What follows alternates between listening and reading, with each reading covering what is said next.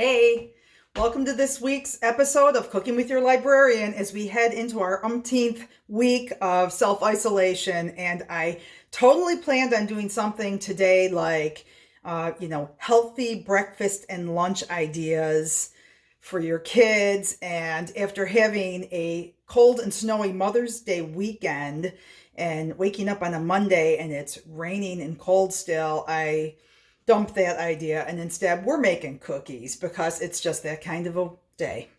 So today we're going to go crazy for cookies. I'm going to show you a base recipe that you can add all kinds of things into to make different kinds of cookies. And I'm sorry that it's not something healthy. Maybe we'll do that next week.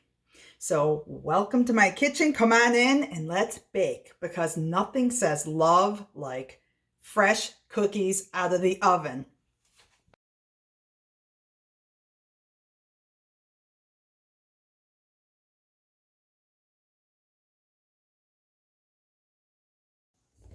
First, we're going to start by creaming our butter. Basically, bring it to room temperature and then just stir that baby up. And then we're going to add our sugar. I prefer dark brown sugar to light brown sugar.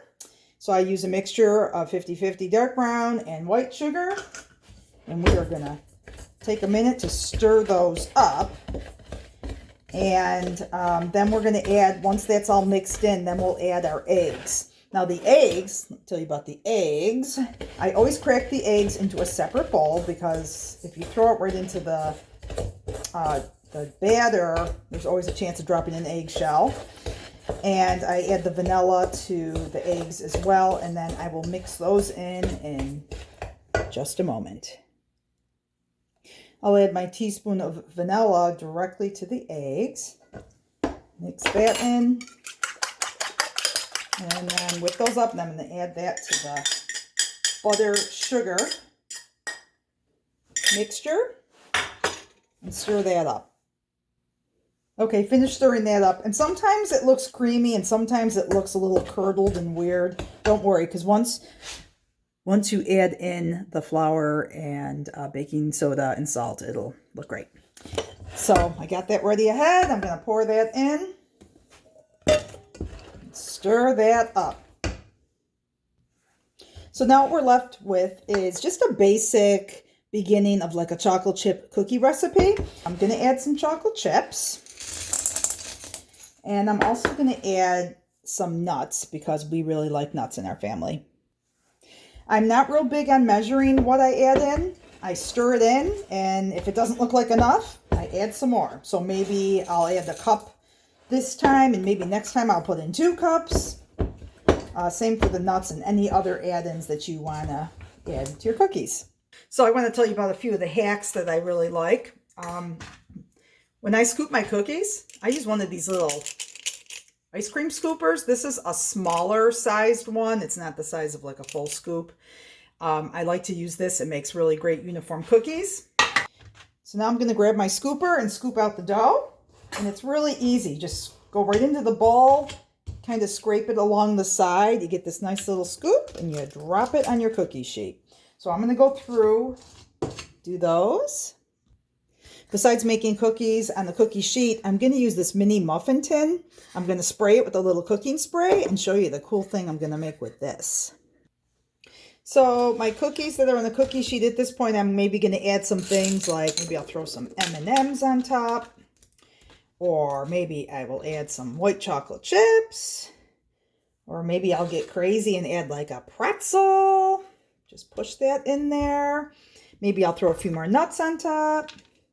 So I like to just go through and kind of decorate the cookies with different toppings, different things. Make them exciting, not just your old plain chocolate chip cookie. And I prefer with the M&Ms, I know some people like to stir them in. I like them on top because, I don't know, they're just nice and crackly when you bite into them, especially when the cookies are still hot. Oh, it's so delicious. And as soon as the mini muffin cookies come out of the oven, we're just going to pop some little mini Reese cups in the middle. To get to our downloadable books, go to buffalolib.org and then select downloadables. From here, you can search by subject, collection, specific to Kindle, look at specific formats, and you'll notice at the top is fiction, and then below that is the nonfiction and the cookbooks. When I click on cookbooks, I see a bunch of titles, and you'll notice if you see green available, that book you can get. There's a couple that these books that are called Dirt. One says on hold, go to holds. The other one says wait list. And by the way, the one that says on hold, go to holds is my hold, and that's why it's showing up like that. I placed this hold yesterday, and this is the message I got, that my hold was successful and that I was number 4 on one copy, and I would get something sent to my email to tell me when it's ready. But it was ready quicker than it said, which does happen some of the time. Yippee! By selecting to show only the titles that are available, I can look through and see books that I can get to right away, like Procrastinating or Rage Baking. There are so many fabulous titles. Check it out. Of course, we can't stop there. We need to make more cookies. So I'm going to share another of my favorite recipes with you, my oatmeal cookie recipe, which everybody raves about. So here goes. Similar to the chocolate chip cookies, you start with your butter, cream that with, there's just brown sugar in this particular cookie recipe. Then we're going to go ahead and add the egg and the vanilla. Then in another bowl, I'm going to combine flour, oatmeal, cinnamon, baking soda, and salt. And this recipe works super well. If you want to make it all gluten-free, you can use gluten-free oatmeal. And oat flour, which I've used, which works really great for this particular recipe. So I'm going to combine all of those on the side, and then I'm going to add them to the butter sugar and give that a stir. Okay, got that all well combined, and now I'm going to add some more of my delicious add-ins. I like to use craisins as opposed to raisins. So I'm going to drop in some of those and a few white chocolate chips and some slivered almonds. And again, I am sorry, I don't measure. I just kind of dump and take a look, and if it looks good, I've added enough. This is really great also with other dried fruits. I've used dried blueberries, chopped dates, chopped up apricots, all different things. I want to share one more cookie recipe that's super easy, and this isn't really a new one. There's many variations of this one online, as there are variations of chocolate chip and oatmeal online as well. This is gluten-free, very easy. You just mix 1 cup of peanut butter with 1 cup of sugar with 1 egg with 1 teaspoon of vanilla. And of course, you know I won't rest there. I always have to change the recipe a little bit. So I usually combine brown sugar and white sugar. I really like to use the all-natural peanut butter. That's just you know, that's just peanut butter. And I like to also mix in whole peanuts and chocolate chips sometimes too, if you want to get a little chocolate kick in there. But you see, you can add anything to cookies. Cookies are super forgiving. They're really a great recipe, a great kind of recipe to work on with children, because they're typically very forgiving, especially drop cookies, such as chocolate chip and oatmeal and peanut butter. A bit of oil that rises to the top. So you want to give that a really good stir. Regarding nuts, of course, there's all kinds of nut allergies, tree nuts, not tree nuts, whatever. So for most of these recipes, you can leave the nuts out. For the peanut butter cookies, I have made these before with almond butter, and they were pretty good.